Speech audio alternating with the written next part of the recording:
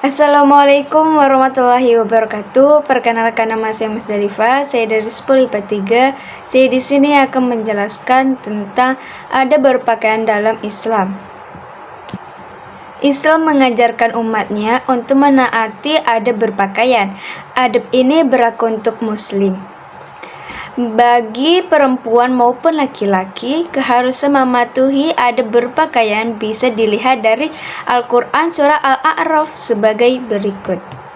Wahai anak cucu Adam, sesungguhnya kami telah menyediakan pakaian untuk menutupi auratmu dan untuk perhiasan bagimu. Tetapi pakaian takwa itulah yang lebih baik. Demikianlah sebagian tanda-tanda kekuasaan Allah, mudah-mudahan mereka ingat. Quran surah Al-A'raf ayat 26.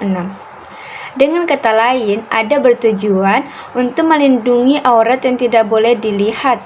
Aurat laki-laki berada dari pusar hingga lutut, sedangkan perempuan dari semua bagian tubuhnya kecuali wajah dan telapak tangan. Fungsi berpakaian yang pertama, menutup aurat. Disebutkan bahwa pakaian berfungsi sebagai yuwari so'atikum, yang artinya penutup bagian tubuh yang malu dilihat. Berpakaian merupakan sifat dasar manusia yang memiliki rasa malu dan berusaha menutup agar tubuh tidak terlihat pandang orang yang bukan muhrimnya. Yang kedua, sebagai perhiasan. Pakaian juga berfungsi sebagai risyan atau hiasan. Dengan kata lain, pakaian dapat membuat pemakainya menjadi lebih baik dipandang dalam batasan kewajaran agama Islam.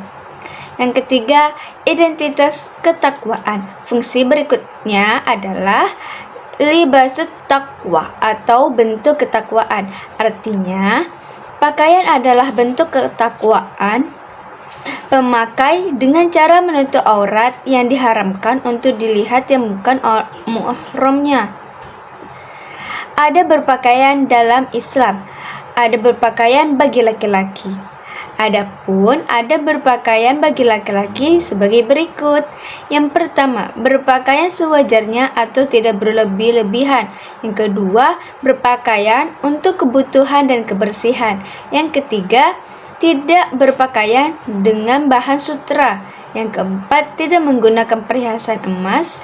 Yang kelima, tidak berpakaian menyerupai perempuan. Yang keenam, mengenakan pakaian yang menunjukkan gambaran bentuk tubuh atau aurat. Yang ketujuh, hendaknya panjang pakaian tidak melebihi kedua mata kaki. Adab berpakaian bagi perempuan. Terdapat beberapa adab pakaian yang harus ditaati kaum hawa. Antara lain adalah yang pertama, menutupi seluruh bagian tubuh kecuali wajah dan telapak tangan. Tidak mengenakan pakaian tembus pandang. Tidak menyerupai pakaian khas kafir atau fasik. Tidak menggunakan pakaian ketat yang memperlihatkan lekuk tubuh. Tidak berpakaian untuk mengundang syahwat kaum laki-laki. Menggunakan busana bentuk mencari popularitas, berbangga diri, dan pamer. Mempraktikkan adab berpakaian dalam kehidupan sehari-hari. Sebagai muslim yang beriman, hendaknya kamu menggunakan pakaian yang sesuai dengan ajaran Islam. Bagi wanita, pakaian harus menutupi seluruh aurat. Itu artinya seluruh tubuh wanita harus tertutup oleh pakaian atau busana, kecuali wajah dan telapak tangan.